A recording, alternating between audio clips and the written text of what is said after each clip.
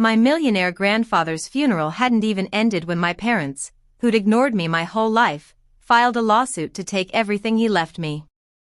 I remember staring at the papers, half in disbelief, half in rage. But the real shock came later inside that cold Massachusetts courtroom. My mother rolled her eyes the second I walked in, like she already knew she'd win.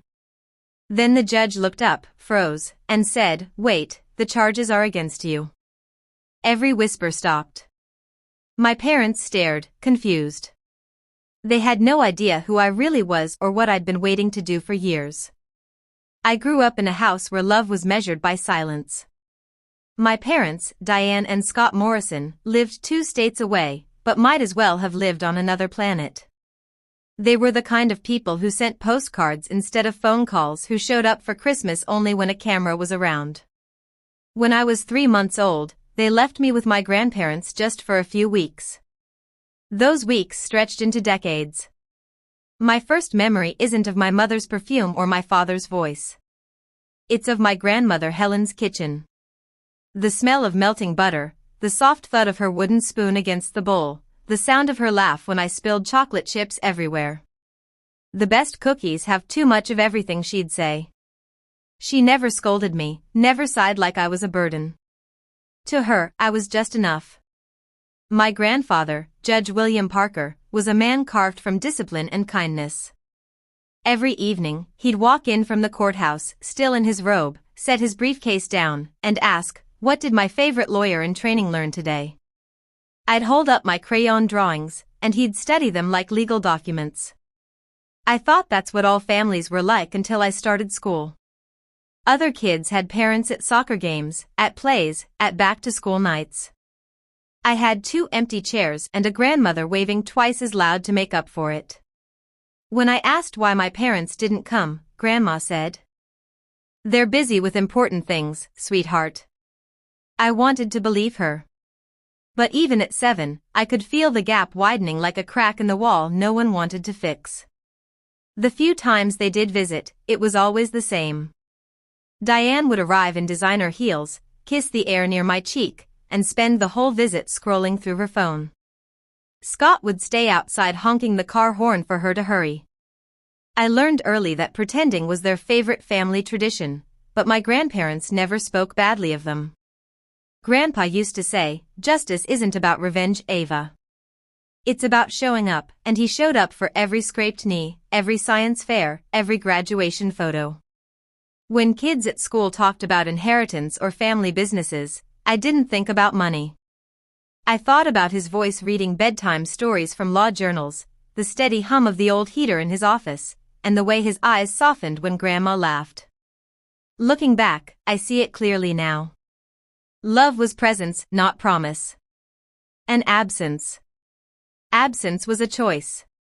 So when he died, when the will revealed he'd left everything to me, it wasn't greed that made my parents furious. It was exposure. The money didn't humiliate them. The truth did. And they'd rather destroy me than face what they'd done. The first crack appeared on a gray Thanksgiving morning when I was 18. I'd driven home from college to surprise Grandma. She was in the garden, knees in the dirt, planting tulip bulbs, even though the ground was half frozen. "Spring's worth the wait," she smiled.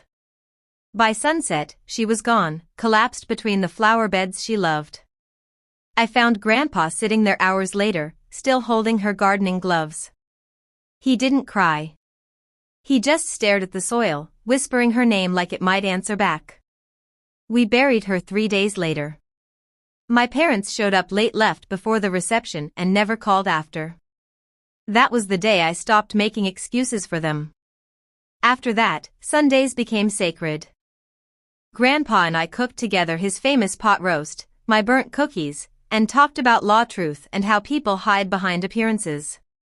He told me the law reveals who people really are. Ava, it strips away performance. I didn't know then how literal that lesson would become.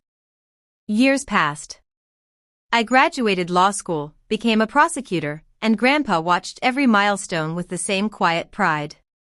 My parents sent a 2-line card, "Good job. Proud of you." That was their version of love. Then at 87, Grandpa died in his sleep. The house felt colder without him, like the walls missed his voice. At the reading of his will, I expected maybe his books, his watch, something sentimental. Instead, the lawyer handed me everything: the Brookline house, his savings, investments, over $3 million in total, and a sealed letter addressed only to me. It said, "You earned this not by blood, but by presence." I remember clutching that letter so tightly, my hand shook. Finally, validation, not wealth, truth. But then came the storm. 30 days later, Thomas, my colleague and closest friend, called from his office. His voice was careful. Too careful. "They filed, Ava." "Filed what?" "Your parents? They're suing, claiming undue influence." I actually laughed. "They think I manipulated him. They're accusing you of controlling an old man for his money." That laughter turned into something sharp in my throat. Of course they were. Of course. That night, I drove to Brooklyn, unlocked Grandpa's study, and found a folder labeled simply payments. Inside were decades of records, monthly transfers to my parents' notes he'd written each time they asked for more. Diane requested increase, Scott's business failing again, page after page, over $800,000 in total. He'd known this day might come. He prepared me for it. I sat there in the dark with the folder spread across the desk and whispered, "You saw them clearly, didn't you, Grandpa?" The anger burned low, steady, and cold. They wanted to drag me into court. Good. They'd finally meet the woman they'd created. Thomas warned me the lawsuit would get ugly. But even he didn't know how far they'd go.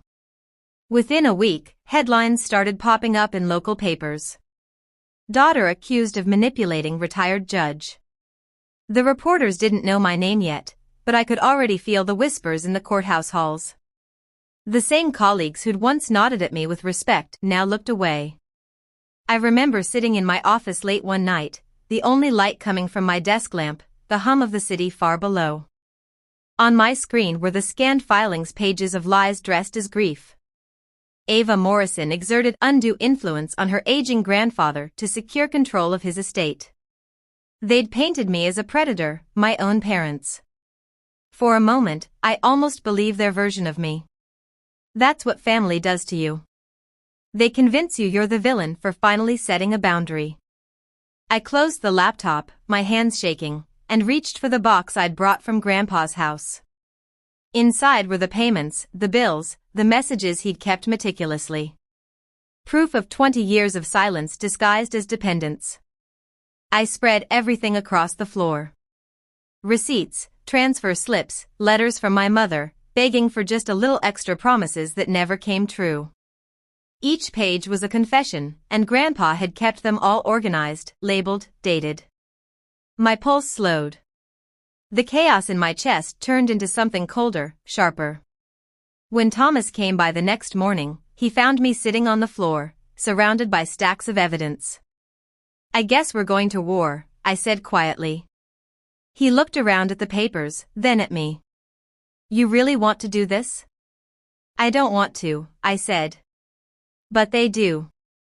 I'm just giving them what they asked for." That week, we built our case piece by piece. Witnesses, timelines, copies of every transfer. Grandpa's handwritten notes, his emails, his medical checkups, proving he was clear-minded until the end. It wasn't revenge. It was precision. The kind of justice he taught me to believe in. Still, the nights were the hardest. Some part of me, the daughter part, still wanted them to stop, to apologize, to remember that I was their child. But that hope had died a long time ago. Somewhere between unanswered birthday cards and forgotten graduations. By the time the trial date arrived, the fear was gone. In its place was something steadier, resolve. They'd wanted to face me in court. They just didn't realize whose courtroom they were walking into. The morning of the hearing, Boston was covered in sleet. The streets shimmered like broken glass, and my reflection in the courthouse window looked more like a stranger than a daughter. Inside, the marble floor echoed with every step I took, deliberate, steady. I could feel the eyes on me. The whispers. That's her, the granddaughter, the one being sued. When I pushed open the courtroom doors, the air was thick with perfume and tension. My mother sat in the front row, hair immaculate, lips painted soft pink, the kind of color meant to say innocent. She glanced up, saw me, and rolled her eyes. A long practiced roll, the same one she'd used when I was 6, and spilled juice on her designer coat. My father stared at the floor like a man hoping invisibility might save him. Then Judge Brennan looked up. For a second, his face was blank, just another case. And then his eyes froze, recognition washing over him. Wait, the charges are against you, he said aloud before catching himself. The courtroom stilled. Even my mother stopped pretending. He cleared his throat, adjusted his glasses. Proceed. Palmer, their attorney, stood up first. Smooth voice, theatrical gestures. I'd seen his type in court 100 times, the kind that thinks charm can rewrite facts. Your Honor, he began. This case is a tragedy. A devoted daughter unfairly cut out of her father's will by a manipulative granddaughter who exploited an elderly man's grief. He gestured toward my mother. Diane dabbed at her eyes with a tissue she'd probably chosen to match her outfit. Judge Parker adored his daughter. Palmer continued, but in his final years, he was vulnerable, confused, and isolated. My client, Mrs. Morrison, was denied the chance to reconcile. Instead, her father's estate was unjustly diverted. I sat there, hands clasped, listening. My pulse didn't even spike. I'd spent years facing men who lied better than this. I could smell fabrication before the ink dried. When Palmer finished, Thomas rose. No theatrics, just quiet authority. Your Honor, the evidence will show that Judge William Parker was of sound mind and deliberate in his decisions. It will also show that the plaintiffs, Mrs. and Mr. Morrison, received over $800,000 from him over 20 years while visiting less than once per year. Murmurs rippled through the courtroom. My mother's painted calm cracked just slightly. Palmer called her to the stand first. She adjusted her blazer, smoothing invisible wrinkles. He was everything to me. She began, voice trembling just enough to sound rehearsed. I love my father dearly. We spoke often, but after his wife died, he withdrew from everyone. Thomas stood for cross. His tone was polite, surgical. Mrs. Morrison, according to your father's calendar, you visited 4 times in your daughter's first year of life. Christmas, Easter, her birthday, and 1 Saturday in July. Is that accurate? Her lips pressed together. I was young, and between the ages of 5 and 18, I don't recall exact numbers. He lifted a folder. The payments. Your father documented each visit alongside monthly transfers to you and Mr. Morrison. Over $800,000 total. Can you explain why someone manipulated would continue voluntary payments for 2 decades? Her voice cracked. He wanted to help. Thomas leaned in. He did, but only financially. Emotionally, you were absent. Physically, too. When was the last time you saw your father before his death? Silence. She glanced toward my father, who looked away 3 years before he died. Thomas supplied at his 84th birthday, 90 minutes. No cake, no photos. Is that correct? She swallowed. Yes. He paused just long enough for the truth to sting. So, the man you love dearly died believing you were too busy to visit. Yet now you stand here claiming his fortune was rightfully yours. Palmer objected. Argumentative. Sustained, Judge Brennan said softly, but his eyes never left my mother. Then came my father's turn. Scott took the stand, hands twitching. He looked smaller than I remembered. Thomas kept it brief. Mr. Morrison, did you attend your daughter's high school graduation? College. He hesitated. We were out of town, law school. He shook his head. Thomas projected a photo on the courtroom screen. Me in cap and gown. Grandpa in the front row clapping. The silence was heavy. You weren't there, Thomas said, but he was. I stared at the photo, my throat tightening. Not from pain, from pride. Palmer tried one last swing. Your Honor, grief clouds judgment. My clients love their father. They were victims of manipulation. Judge Brennan nodded once. Let's hear from the defendant. I stood. The sound of my heels against the floor echoed like a countdown. I raised my right hand, took the oath, and sat down.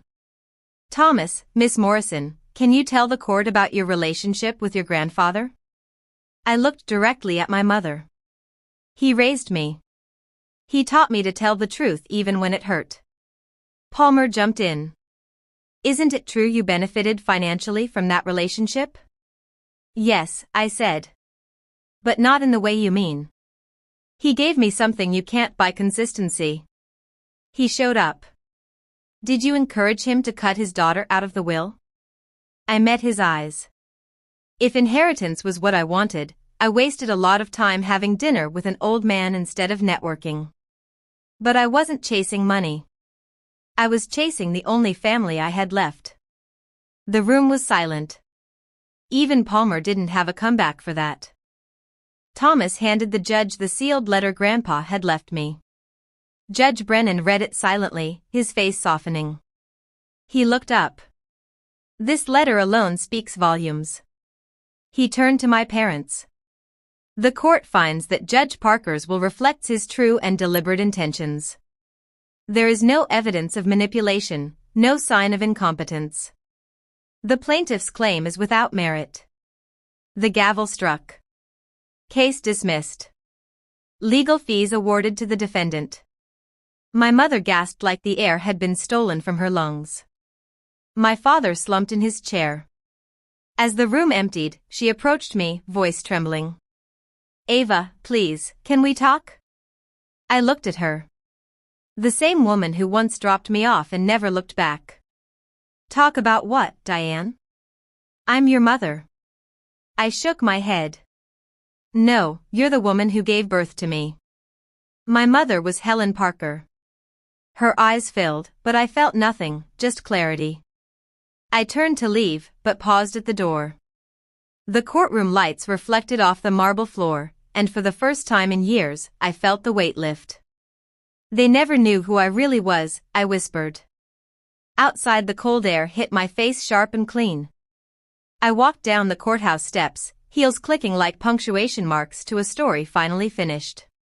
When I stepped outside, the sky had turned pale silver, the kind that comes right before snow. Reporters were waiting by the steps, their microphones flashing like tiny weapons. I walked straight through them. No statements, no victory speech, just the sound of my heels cutting through the noise. Back in my car, I finally exhaled. For the first time, the silence didn't feel lonely. It felt earned. Grandpa used to say, justice was slow, but it always arrived on time. He was right. It just took 32 years. The weeks after the trial were quiet. My parents disappeared from every headline, from my life, from everything. No calls, no apologies, only silence, the language they'd always spoken best. But this time, it didn't sting. 3 years later, I stood behind the same bench my grandfather once presided over, now wearing his robe. Judge Ava Morrison. 39, youngest in Massachusetts history. On my first day, I touched the wooden gavel he left me and whispered, "We made it, Grandpa." Years passed. Promotions came and so did peace. At 60, I retired. My last visit was to Mount Auburn Cemetery, where tulips bloomed around 2 headstones, William and Helen Parker. I knelt, planting a few new bulbs beside them. You were right, I said softly. Family isn't about blood. It's about who shows up. And as the wind moved through the trees, I could almost hear his laugh again, steady, proud, and free. family isn't written in bloodlines. It's proven by presence. I learned that too late to save my parents, but just in time to save myself. If you've ever had to stand up to people who were supposed to love you, tell me your story below. And don't forget to subscribe. More truths are coming.